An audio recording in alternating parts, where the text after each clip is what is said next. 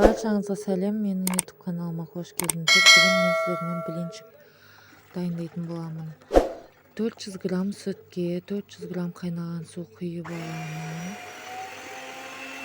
Миксермен араластырып аламын. 1 чайный ложка сода, 0,3 жарты чайный ложкадан аз тұз саламын. Миксерлеп аламын. 3 жұмыртқа саламын. Оны да миксерлеп қосамын. 500-600 грамм ұн салып, қант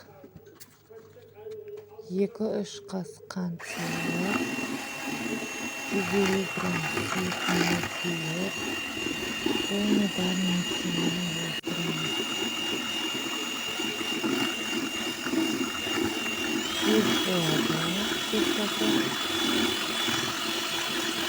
Блин өте дәмді әрі жұп-жұқа болып шығады.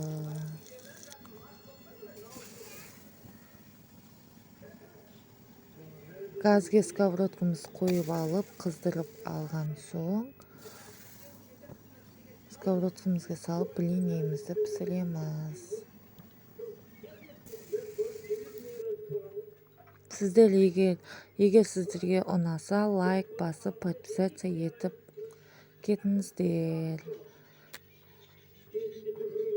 Өте дәмді блин.